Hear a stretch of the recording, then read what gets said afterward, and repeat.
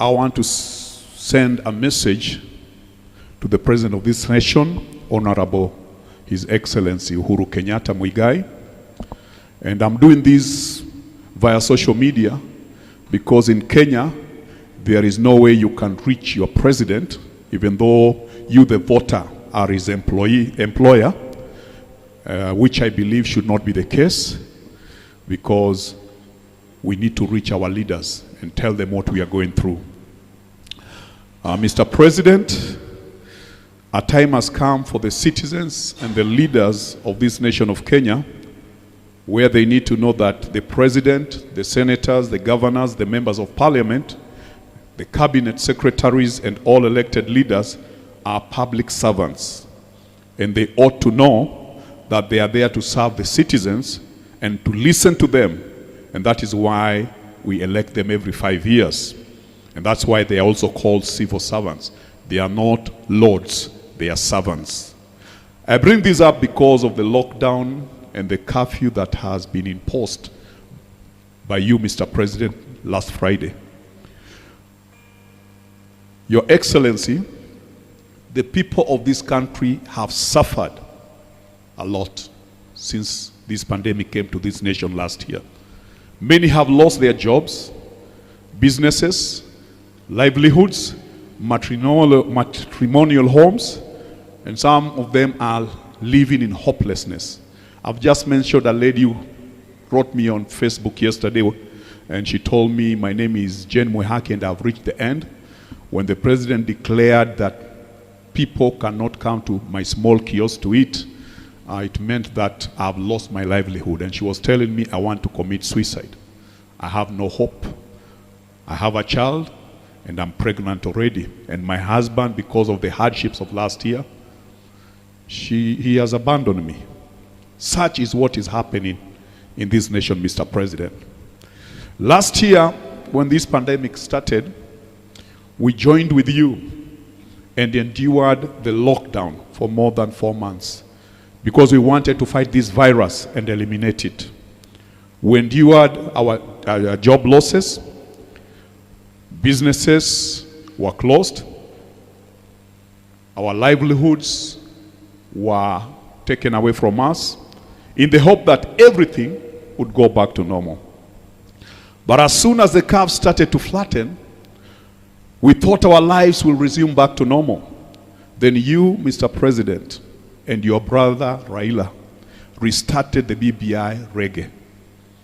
And you started, together with your followers, to crisscross the country in utter disregard to the laid down corona protocols which your government had put in place. And then when your former brother, William Ruto, saw this, he also resumed his 2022 presidential campaigns, also disregarding the protocols that were put in place. Mr. President, let me put it to you plainly. It is this careless action by you, the politicians, that has made the rallies to become the super spreaders of this virus. And this can be confirmed by the number of politicians that have contracted the virus, such as Honorable Raila, and others who have even succumbed to it and died. Mr. President, you and your fellow politicians are to blame for this devastating third wave, and the buck stops with you. Unfortunately, it is we, the common mwananchi, who have to carry the brunt and suffer the consequences because of what you and your fellow politicians have done. And we do this while you continue living your lavish lifestyles, thanks to the taxes we continue to pay even as we lose our source of income. Coming down to the lockdown you declared on Friday, I was surprised that besides declaring the lockdown of these 5 counties, you should have also come up with a plan on how to bring down or totally eradicate the virus in these 5 counties. I expected that you'd initiate a massive testing and vaccination program that would reach all the inhabitants of these 5 counties, so that after these counties are opened up, everyone would have been vaccinated and even would have known their status. Mr. President, you cannot eradicate this virus through lockdowns and curfews. You can delay its spread, but once these counties are opened, we'll find ourselves in the same scenario and ordering for more curfews, maybe extending them even up to midday, and more lockdowns. A massive campaign for testing and vaccination, it's what will bring us back to a normal life. Finally, Mr. President, I feel I need to tell you something that has really hurt me and has hurt many religious leaders, and that is the way you've treated the church. Last year, when your cabinet secretary, Mr. Mutahi Kagwe, was announcing the closure of churches, he insulted the leaders of these churches while leaving the bars open, which later became the super spreaders. Since the churches were reopened, we have religiously followed the protocols as directed by the Interfaith Council for National Response to Coronavirus Pandemic. As a result, we don't have cases of transmission traced back to churches. We as religious leaders were surprised to hear that churches have been lumped together with bars and they have been closed.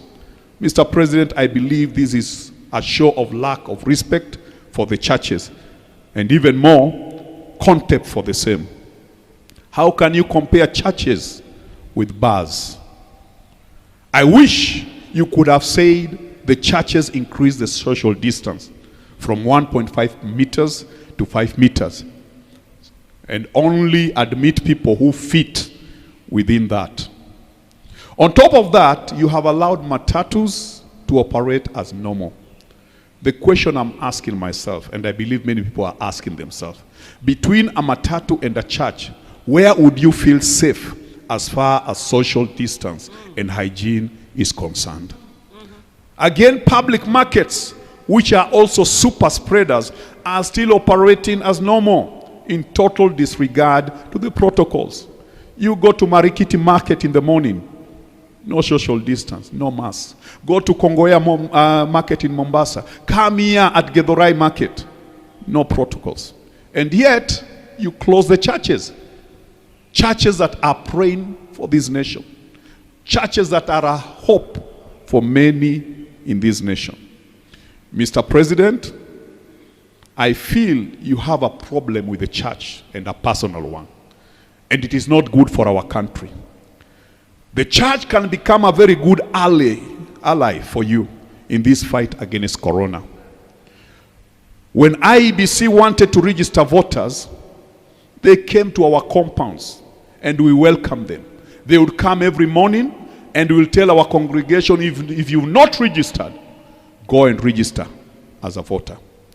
When polio campaigns are started, the community health workers, they come to our churches. Yes. And we announce to the members that next Sunday, they will be coming to our compound to vaccinate our children. And that's why the polio campaigns are very successful. Mr. President, don't you think if you do the same with the COVID vaccination and testing, you would yield the same results? The church can become your ally or your enemy. The choice is yours. But as things stand now, you have treated the church with contempt and made the church to look like your enemy. Remember, when people are losing their jobs and businesses and livelihoods, they run to the churches which you have closed for prayers, counsel, and help. Now that people are losing all that, where will they go? I've just shared with you about Jane Mwihaki, who has lost her business. She called me. I had to help her with some little money. And there are many like that.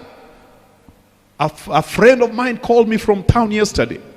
And he told me, Pastor, if you have 100 shillings, could you send it to me because I don't have bus fare? He has a small repair phone shop along Luthuli Avenue. And he told me, Pastor, you can't believe it. There is nothing I've done the whole day.